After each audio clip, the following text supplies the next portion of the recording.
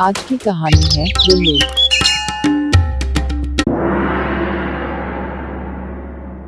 Hello दोस्तों, आज की कहानी है गिल्लू, जिसे महादेवी वर्मा ने लिखी है।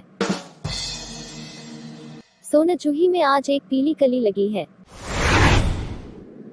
इसे देखकर अनायास ही उस छोटे जीव का स्मरण हो आया, जो इस लता की सघन हरितिमा में छिपकर बैठता था और फिर मेरे निकट पहुंचते ही कंधे पर कूदकर उसे चौंका देता था। तब मुझे कली की खोज रहती थी, पर आज उस लघु प्राण की खोज है। परंतु वह तो अब तक इस सोनचूही की जड़ में मिट्टी होकर मिल गया होगा। कौन जाने स्वर्णिम कली के बहाने वही मुझे चौंकाने ऊपर आ गया हो।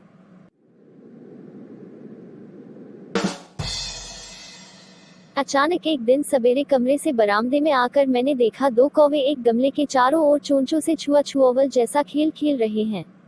यह काकभुशुंडी भी विचित्र पक्षी है, एक साथ समादरित, अनादरित, अति सम्मानित, अति अवमानित। हमारे बेचारे पुरखे न गरुड़ के रूप में आ सकते हैं, न मयूर के, न हंस के। उन्हें पितरपक्ष में हमसे कुछ पाने के लिए काक बनकर ही अवतीर्ण होना पड़ता है। इतना ही नहीं, हमारे दूरस्थ प्रियजनों को भी अपने आने का मधुर संदेश इनके कर्कश स्वर में ही देना पड़ता है। दूसरी ओर हम कौवा और कांव कांव करने को अवमानना के अर्थ में ही प्रयुक्त करते हैं। मेरे काकपुराण के विवेचन में अचानक बाधा आ पड़ी, क्योंकि गमले और दीवार की संधि में छिपे एक छोटे से जीव पर मेरी दृष्टि रुक गई। निकट जाकर देखा, गिलहरी का एक छोटा सा बच्चा है, जो संभवतः घोंसले से गिर पड़ा है और अब कौवे जिसमें सुलभ आहार खोज रहे हैं। सबने कहा, कौवे की चोंच का घाव लगने के बाद यह बच नहीं सकता, अतः इसे ऐसे ही रहने दिया जाए। परंतु मन नहीं माना, उसे हौले से उठाकर अपने कमरे में लाई, फिर रुई से रक्त पोंछकर घावों पर पेनिसिलिन का मरहम लगाया। रुई की पतली बत्ती दूध से भिगोकर जैसे तैसे उसके नन्हे से मुंह में लगाई, पर मुंह खुल न सका और दूध की बूंदें दोनों ओर ढुलक गई। कई घंटे के उपचार के उपरांत उसके मुंह में एक बूंद पानी टपकाया जा सका। तीसरे दिन वह इतना अच्छा और आश्वस्त हो गया कि मेरी उंगली अपने दो नन्हे पंजों से पकड़कर नीले कांच के मोतियों जैसी आंखों से इधर उधर देखने लगा।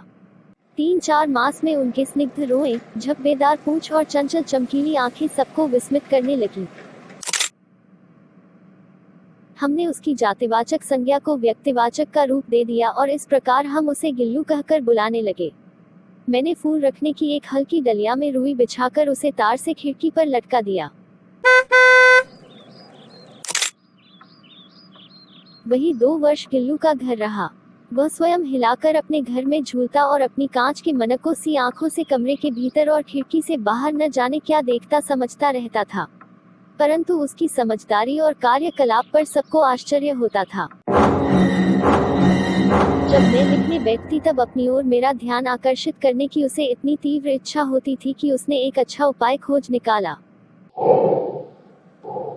वह मेरे पैर तक आकर सरर से पर्दे पर चढ़ जाता और फिर उसी तेजी से उतरता। उसका यह दौड़ने का क्रम तब तक चलता जब तक मैं उसे पकड़ने के लिए न उठती। कभी मैं गिल्लू को पकड़कर एक लंबे लिफाफे में इस प्रकार रख देती कि उसके अगले 2 पंजों और सिर के अतिरिक्त सारा लघु गात लिफाफे के भीतर बंद रहता। इस अद्भुत स्थिति में कभी कभी घंटों मेज पर दीवार के सहारे खड़ा रहकर वह अपनी चमकीली आंखों से मेरा कार्यकलाप देखा करता। भूख लगने पर चिक चिक करके मानो वह मुझे सूचना देता और काजू या बिस्कुट मिल जाने पर उसी स्थिति में लिफाफे से बाहर वाले पंजों से पकड़कर उसे कुतरता रहता। फिर गिल्लू के जीवन का प्रथम बसंत आया। नीम चमेली की गंध मेरे कमरे में हौले हौले आने लगी। बाहर की गिलहरियां खिड़की की जाली के पास आकर चिक चिक करके न जाने क्या कहने लगी। गिल्लू को जाली के पास बैठकर अपनेपन से बाहर झांकते देखकर मुझे लगा कि इसे मुक्त करना आवश्यक है। मैंने कीले निकालकर जाली का एक कोना खोल दिया और इस मार्ग से गिल्लू ने बाहर जाने पर सचमुच ही मुक्ति की सांस ली। इतने छोटे जीव को घर में पले कुत्ते बिल्लियों से बचाना भी एक समस्या ही थी। आवश्यक कागज पत्रों के कारण मेरे बाहर जाने पर कमरा बंद ही रहता है। मेरे कॉलेज से लौटने पर जैसे ही कमरा खोला गया और मैंने भीतर पैर रखा, वैसे ही गिल्लू अपने जाली के द्वार से भीतर आकर मेरे पैर से सिर और सिर से पैर तक दौड़ लगाने लगा। तब से यह नित्य का क्रम हो गया।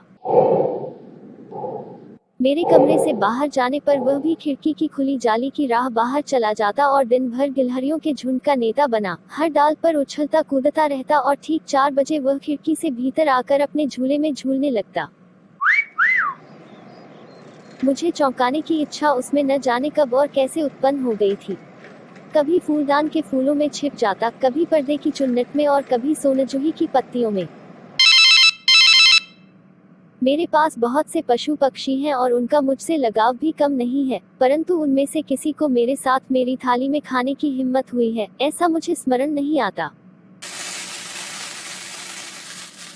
गिल्लू इनमें अपवाद था। मैं जैसे ही खाने के कमरे में पहुंचती, वह खिड़की से निकलकर आंगन की दीवार बरामदा पार करके मेज पर पहुंच जाता और मेरी थाली में बैठ जाना चाहता। बड़ी कठिनाई से मैंने उसे थाली के पास बैठना सिखाया, जहां बैठकर वह मेरी थाली में से एक एक चावल उठाकर बड़ी सफाई से खाता रहता। काजू उसका प्रिय खाद्य था और कई दिन काजू न मिलने पर वह अन्य खाने की चीजें या तो लेना बंद कर देता था या झूले से नीचे फेंक देता था। उसी बीच मुझे मोटर दुर्घटना में आहत होकर कुछ दिन अस्पताल में रहना पड़ा। उन दिनों जब मेरे कमरे का दरवाजा खोला जाता, गिल्लू अपने झूले से उतरकर दौड़ता और फिर किसी दूसरे को देखकर तेजी से अपने घोंसले में जा बैठता। सब उसे काजू दे जाते, परंतु अस्पताल से लौटकर जब मैंने उसके झूले की सफाई की तो उसमें काजू भरे मिले, जिनसे ज्ञात होता था कि वह उन दिनों अपना प्रिय खाद्य कितना कम खाता रहा। मेरी अस्वस्थता में वह तकिए पर सिरहाने बैठकर अपने नन्हे नन्हे पंजों से मेरे सिर और बालों को इतने हौले हौले सहलाता रहता कि उसका हटना एक परिचारिका के हटने के समान लगता। गर्मियों में जब मैं दोपहर में काम करती रहती तो गिल्लू न बाहर जाता, न अपने झूले में बैठता। उसने मेरे निकट रहने के साथ गर्मी से बचने का सर्वथा नया उपाय खोज निकाला था। वह मेरे पास रखी सुराही पर लेट जाता और इस प्रकार समीप भी रहता और ठंडक में भी रहता। गिलहरियों के जीवन की अवधि 2 वर्ष से अधिक नहीं होती, अतः गिल्लू की जीवन यात्रा का अंत आ ही गया। दिन भर उसने न कुछ खाया, न बाहर गया। रात में अंत की यातना में भी वह अपने झूले से उतरकर मेरे बिस्तर पर आया और ठंडे पंजों से मेरी वही उंगली पकड़कर हाथ से चिपक गया, जिसे उसने अपने बचपन की मरणासन स्थिति में पकड़ा था। पंजे इतने ठंडे हो रहे थे कि मैंने जागकर हीटर जलाया और उसे उष्णता देने का प्रयत्न किया, परंतु प्रभात की प्रथम किरण के स्पर्श के साथ ही वह किसी और जीवन में जागने के लिए सो गया। उसका झूला उतारकर रख दिया गया है और खिड़की की जाली बंद कर दी गई है, परंतु गिलहरियों की नई पीढ़ी जाली के उस पार चिक चिक करती ही रहती है और सोनजूही पर बसंत आता ही रहता है। सोनजूही की लता के नीचे गिल्लू को समाधि दी गई है, इसलिए भी कि उसे वह लता सबसे अधिक प्रिय थी, इसलिए भी कि उस लघुगात का किसी वासंती दिन जूही के पीताब छोटे फूल में खिल जाने का विश्वास मुझे संतोष देता है।